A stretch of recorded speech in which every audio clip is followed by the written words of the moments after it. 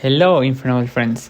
So, like I promised, now I'm gonna show you a high skill replay for the Master Duel version of the deck, the Infernobble Brave deck. So we're playing the 60 because, like I told you, for me the 60 build is a better build, and in this case we are going up against Tasco, and he's on 41. So let's begin. I'm not too familiar with this setup for showing replays, but I think it's easy. So anyway, he starts with Fusion Destiny. Of course, we got a Maxi. That way, this is at the very least an Upstart Goblin. And yeah, I think we have to put it quick mode because, you know, the animation like makes everything take longer than usual. Yeah, so they just make DPE. We get a draw. That's a good draw, an extender. And then they set and pass. So at this point, I'm like, okay, maybe this is a PK deck that bricked. Maybe these are Fog Blades. So for me, these are not bluffs. These are interruptions. And this could be like a 1 level 3 extender that doesn't accomplish anything, or a hand trap. I hope that it's a hand trap, so crossout is not dead. Yeah. And what do you think we can do? So that's what I like about 60. If we don't draw Brave Engine, at the very least we can draw Connector and like we still get value of the normal summon. Like it's one or the other. So what should we do? So let me tell you, the right sequence should be try to go in to play the long game. Like of course we want to OTK, but in this case we should try to get Heritage to get Durandal and Renaud. Grab back the Durandal because that 3+1 is really useful. As like I said, as follow up or maybe just breaking the board. We need this card fodder for Unicorn, for Coral Dragon, etc. So for me this is a little misplay because yeah, we start with red layer immediately, and I think first we should have committed the Durandal because right now when we use Durandal, this is we're gonna have like a weak spot where he could like trade 1 for 2. And they maxi immediately. Yeah, that's good. That way crossout is not dead. And this is the proof of why we have to play triple maxi. Because as you saw, we hard opened 2 and we needed a third one in the deck. Just kidding. Yeah, anyway. So now that's not going on. We can keep going. We use Connector. And man, they immediately warning. So no Connector. At that point, I'm like, okay, this is back row deck, DPE pass. So for me, these are like Judgment or Strikes or even Floodgates. Yeah. So now 100% we need to play the long game. So now, yeah, we are going to Durandal. At this point, I'm thinking that he maybe didn't want to change because he wanted to wait for the Salt, which is fair.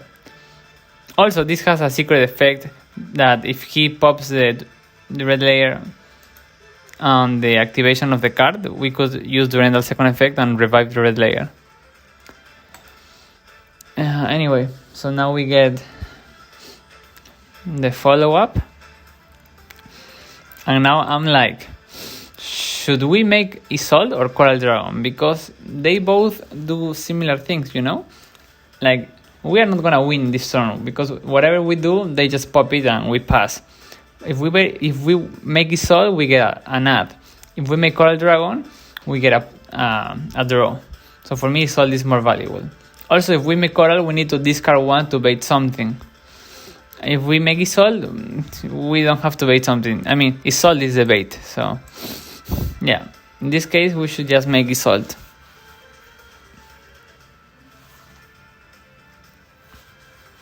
And he Judgment.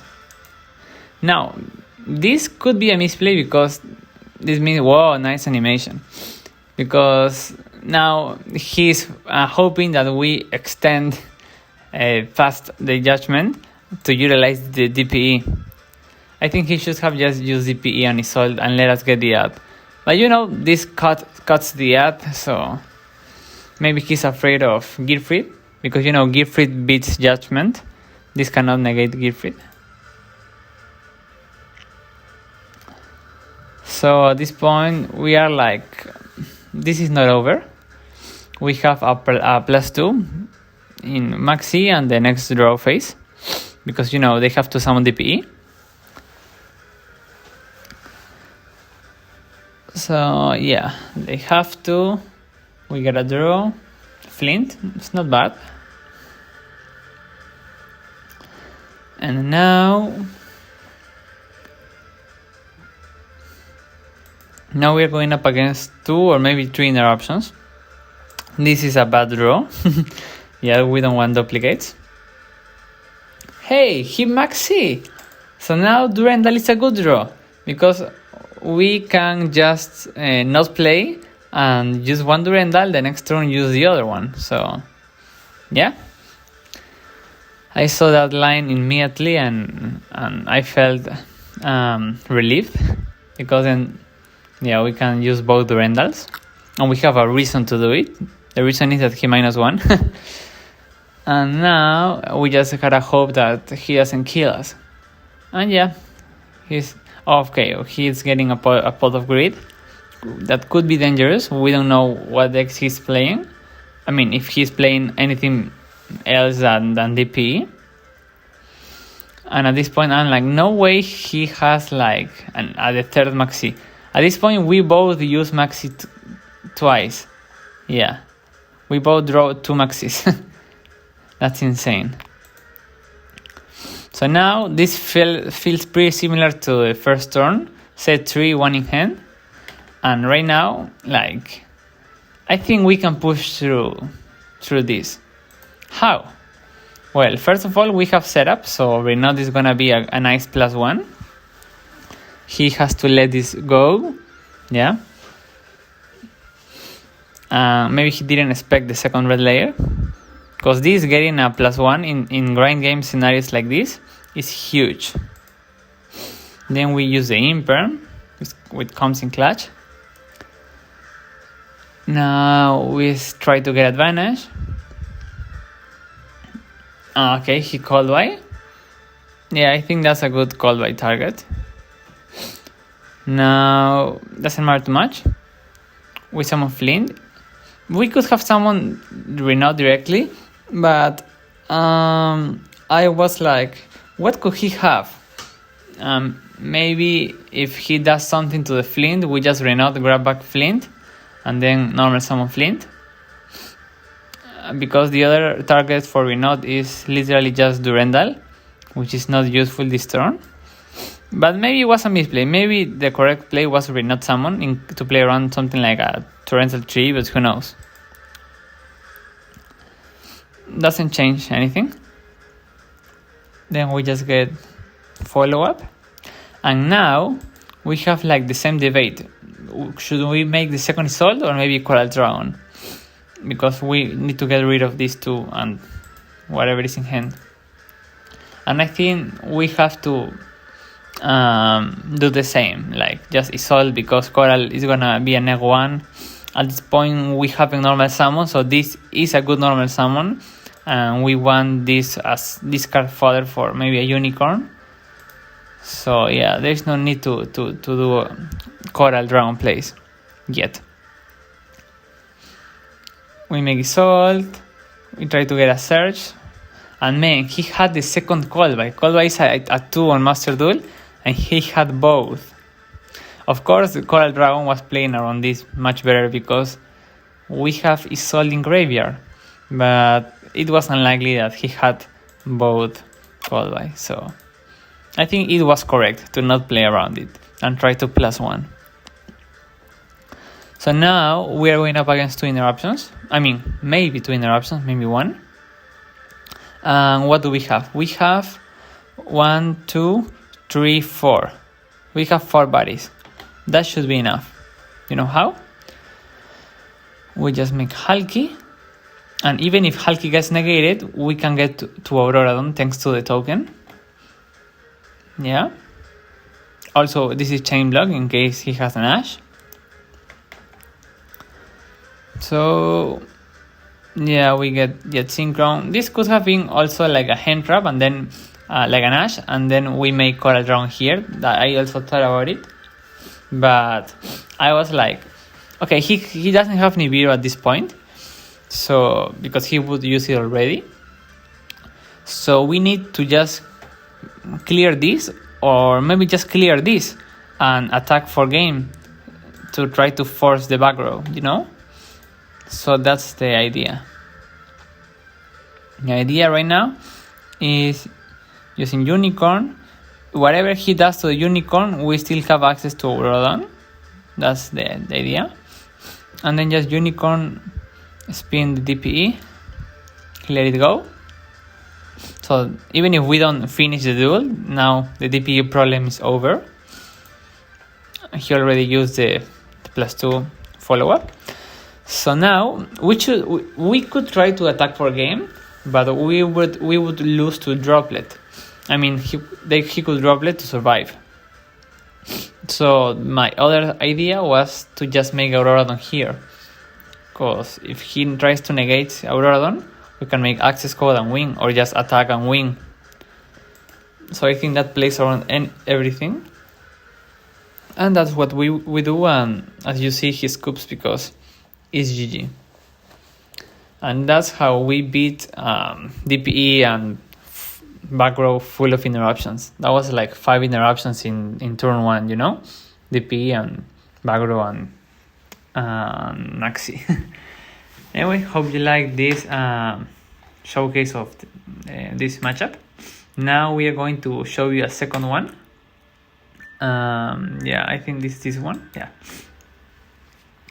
this is also a going second replay, because when I go first and try to FTK, the opponent always scoops, so I don't have a good replay going first. Yeah. Also, I think going first is much more easy. I think you can learn more when we go second.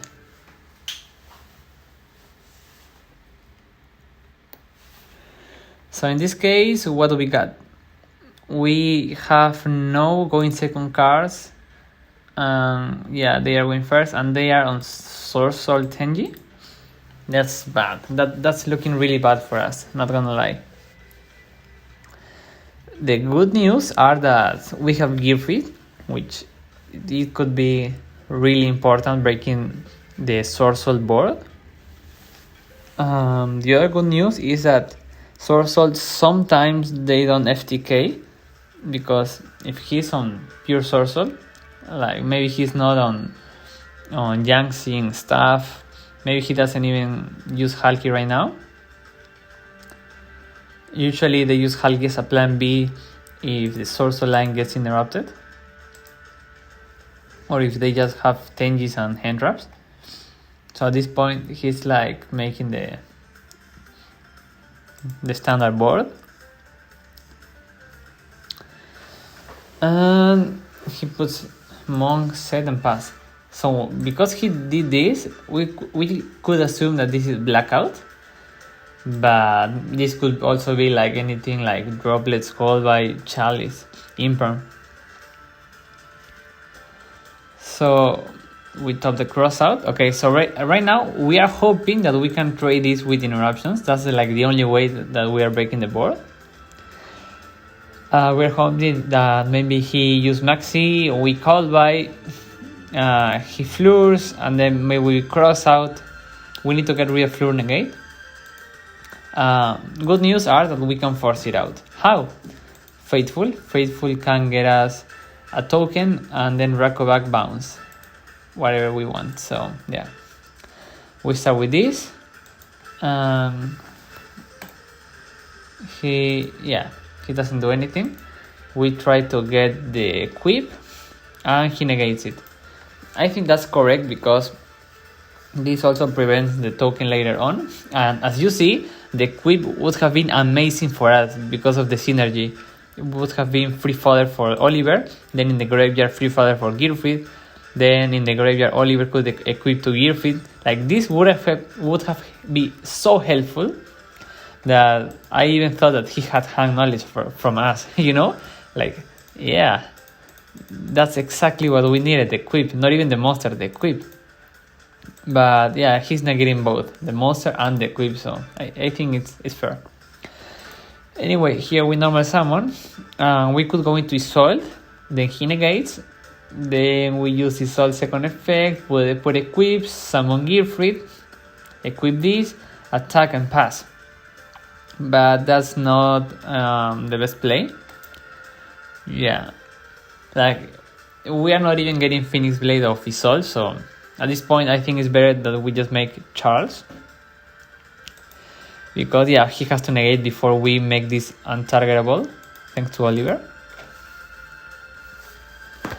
But this is still a huge monster. So at this point we are trying to play around and black out the best that we can. So we summon Gearfried.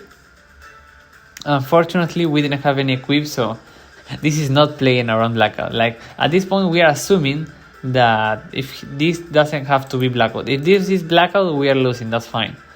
But if this is not blackout, we have a shot. And how? Well, we could like make Isolde here, but just in case, we should like break the board first. You know,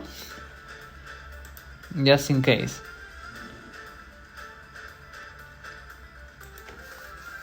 Now here, maybe this is a misplay, because we could save Coldway for a hand trap, and just not attack this, and just attack this, equip Fleur, and leave this on board.